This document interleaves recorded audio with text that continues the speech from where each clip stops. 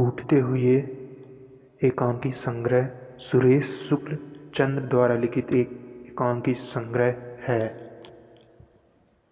साल 1936 में उत्तर प्रदेश के कानपुर में जन्मे चंद्र ने 21 नाटक, 5 एकांकी संग्रह, 2 काव्य संग्रह, 4 शोध एवं समीक्षा ग्रंथ, 3 बाल नाट्य संग्रह, 1 उपन्यास और 1 आत्मकथा की रचना की थी। टूटते हुए एकांकी संग्रह सुरेश शुक्ल चंद्र द्वारा लिखित एकांकी संग्रह है। यह एक प्रयोगशील स्वागत नाट्य है। इस एकांकी संग्रह में महानगर के टूटते हुए मध्यवर्ती परिवार का वर्णन किया गया है। नाटक का उद्देश्य महानगर में रहने वाले मध्यम वर्गीय परिवार में पैसे कमाने के चक्कर में टूटते हुए आपसी रिश्तों का वर्णन है। यहाँ यह बतलाया गया है कि किस प्रकार एक ही मकान में रहने वाले माता पिता एवं पुत्र पुत्री अजनबी की तरह रहते हैं। इसका मूल कारण ज़्यादा पैसे कमाने की लालसा एवं समय की कमी।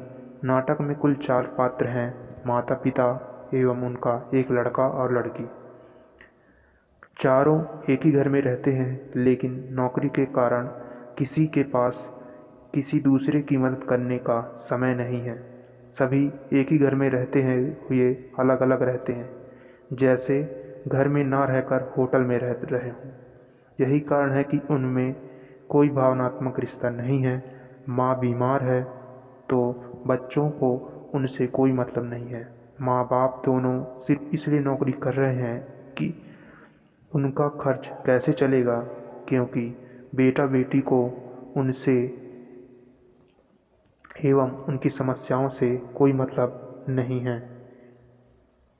इस प्रकार प्रस्तुत नाट्य के माध्यम से लेखक यह बतलाना चाहता है कि महानगरीय संस्कृति ने हमारी परंपरागत संस्कृति को पूरी तरह से दुष्प्रभावित किया है और वह यूरोपीय संस्कृति की ओर तेजी से अग्रसर हो रही है, जहां वृद्धाश्रम, चाइल्ड होम आदि का बोलबाला है। जरूरत है इससे समय रहते सावधान होने की और भारत की उस परंपरा को अपनाने की, जिसमें परिवार के सभी सदस्य, चाहे वह बुजुर्ग हों या युवा हों, सभी एक साथ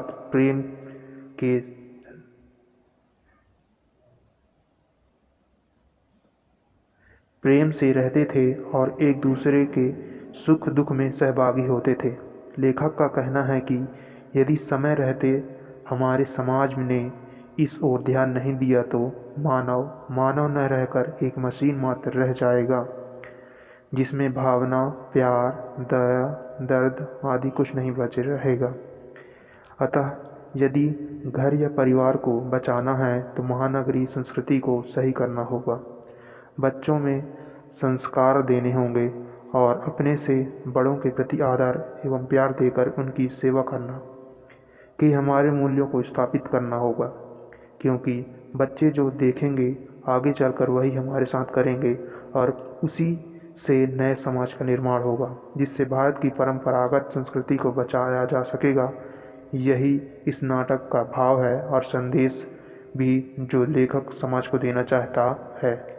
नाटक का उद्देश्य यह संदेश देना है कि जीवन में पैसा ही सब कुछ नहीं है, वरन आपसी प्रेम एवं स्नेह के साथ एक साथ रहकर जो सुख एवं शांति आप प्राप्त कर सकते हैं, वह पैसे से प्राप्त नहीं कर सकते हैं। महानगर की भाग दौड़ भरी जिंदगी का चित्रण करते हुए लेखक इससे बचने का संदेश देता है और यह बतलाना चाहता है कि आपसी रिश्तों के लिए समय दो, तभी जीवन में सुख को प्राप्त कर सकते हो और प्रगति कर सकते हो।